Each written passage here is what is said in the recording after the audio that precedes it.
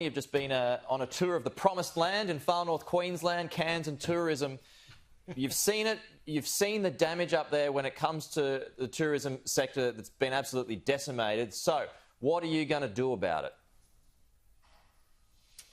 Well, the first thing is we have been providing extensive support already into the Cairns and to the Townsville and to the Whitsunday regions and to the economies right across Queensland's tourism-dependent areas. Yesterday I had a good opportunity to be in Cairns and also in Townsville and to hear firsthand about how the impact of COVID is still quite severe on a number of businesses. So we'll have more to say in coming days, but we have already announced in last year's budget additional measures that continue to roll out across the economy. They're putting more money into people's pockets that can be spent at those tourist destinations. The other message that I heard from the tourism leaders over the course of recent days in Queensland is the importance of keeping those domestic borders open.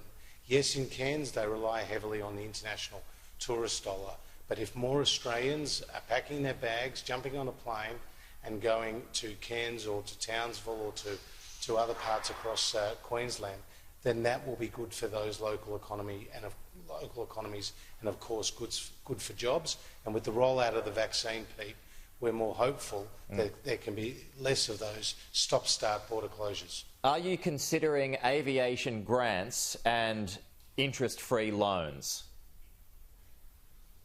Well, I know you'd love me to announce new measures on your program today. I'm not about to do that. We're still working through the final details of that package, and the Prime Minister, myself, the Deputy Prime Minister and the Tourism and Trade Minister will have more to say in coming days. OK, but you are considering it. It's on.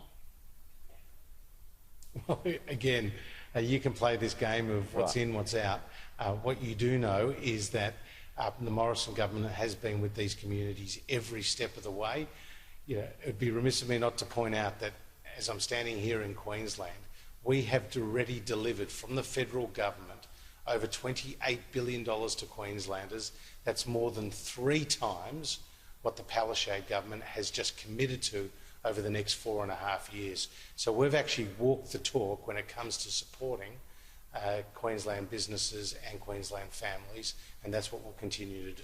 OK, well, beyond Queensland and the tourism sector in particular, what about wage subsidies for apprentices and changes to migration? We've had several conversations over the past year or so, and even at the budget last year, about those huge drops in migration levels. So what sort of changes are you expecting in that space?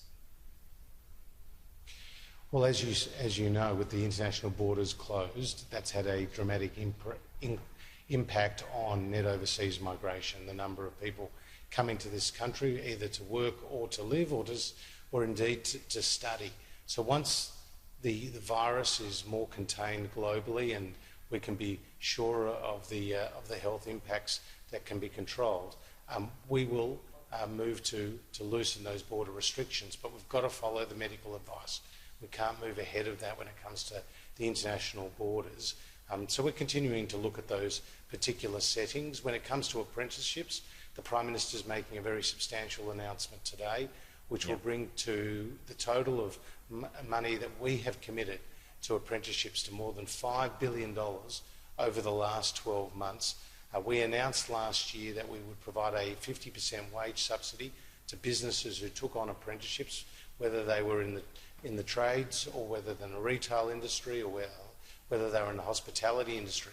And we saw a take-up of 100,000 within just 5 months. So we're uncapping the program, we're extending the program, and again that will see tens of thousands of more apprenticeships taken up here in Australia, and that's a good thing for the long-term prospects of our economy.